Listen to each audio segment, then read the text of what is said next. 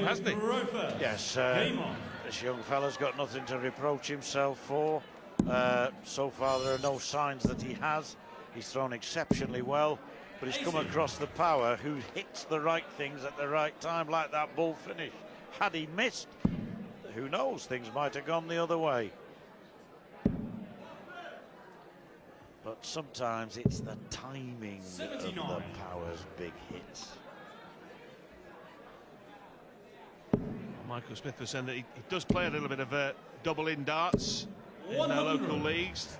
301 more than 501, but it's handy to have that kind of experience. It's his debut in the competition, but to have the experience of at least playing the game a little bit has helped him. I think you're right. Yes, I was saying earlier that there are some leagues in the country that still play the double start, usually at 301. Most now have they operate at 501 with a straight start and double finish. 100.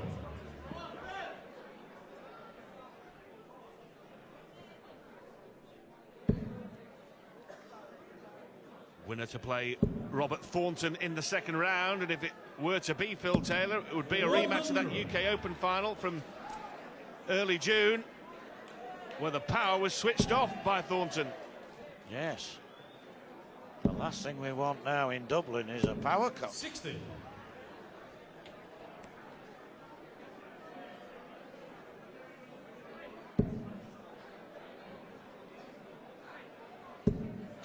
Working his way up. Maybe this one's in. Yes, 100. It was inevitable. Didn't get it quite right, did he, early part of that visit? But eventually found it now then. 57 leaves 104, so to break the throw here, Taylor, 82. That is an ideal start to leave double 16.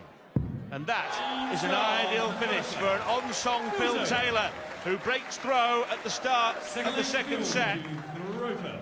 And will it now be a power parade towards the second round?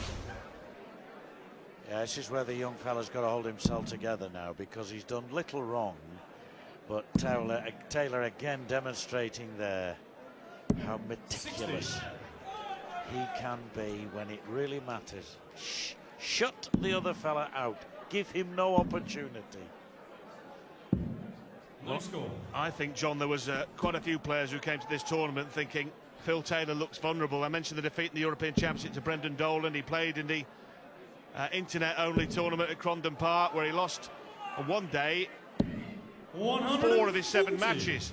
It was unheard, the kind of form that was completely unheard of, but I tell you, he's come back focused, firing, and playing at the level that we know he can play at tonight.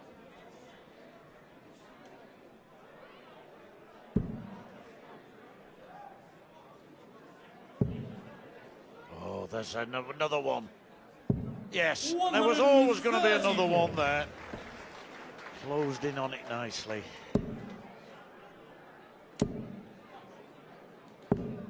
131. So we require 167. Now treble 19. Leaves the bull. Is he going to go for it? Game charge in the second leg. Phil Taylor. He went for it all right, and he hit it. That's the confidence running through the veins of... Oh, a little wink. Little wink from Phil Taylor. And so 56. often he's the pragmatist there, John, isn't he? Single 18, single 10, but tonight that was laying down the mark. I think he's sending a little message out as well to this little upstart.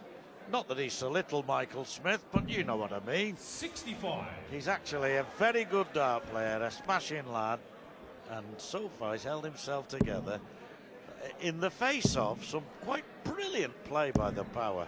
57. But I think he's brought the best out of the power. Yep. Yeah, this is a torrent from Taylor now. Playing pretty close to his peak here tonight, 58. In all fairness. And I think he'll be a delighted man. He's still got to get the job done, John. You know, the game's not finished yet when all's said and done, but I think Phil Taylor, if he does win tonight, will be delighted with his performance. 135. So nearly another maximum, and you can see there again the wonderful potential that Michael Smith has. He'll take on that treble 20 as good as anyone. 100. Oh, you'll hear a lot more and see a lot more of him. There's no doubt about that. Here we go again. Top 40. When he's really ploughing them in, Rodney. It gives the referee a sore throat. Well, Phil Taylor's defeats in this tournament came in 2001, 2004, 2007 and 2010, and 3-year cycles. He's not due another one, John, until 2013. Good darts, double 18. Oh, that's super stop from Michael Smith. Brilliant. In the face of this hurricane of high scores from Phil Taylor and big finishes, Michael Smith has stood tall, checked it out, checked out the 1-1-3, and he's still in this match. Yes. Done 2 9-darters in his young career, 60. one in Austria not that long ago, one in Barnsley 18 months or so ago in a Pro Tour event.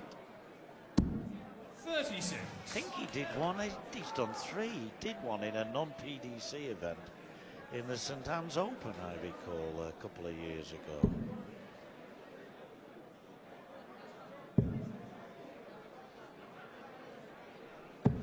Well, a very big leg of darts this, John. Taylor with the throw here. If he wins it, the game's finished.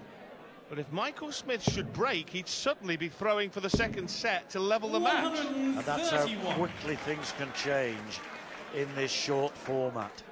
You can be seemingly sailing away one moment and suddenly stranded the next. But Taylor here, skimming them in.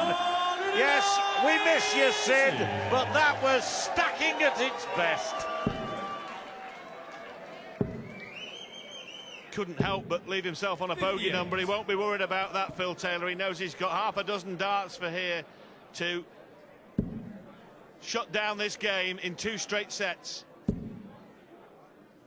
Well, he'll come down for cover. 59. Yes, that 180 certainly has given that breathing space to Taylor. And he should home in here on victory. 100. Even if he doesn't, Smith needed more than a ton, didn't he? To even slightly threaten. Methinks though, Rodney, could be all over with this dart. Topsy once. No problem. 106. Taylor a 100.73 average. But he sportingly gives a round of applause to the 22-year-old who didn't do himself any harm at all. But it's Taylor who's through to meet Thornton in round 2.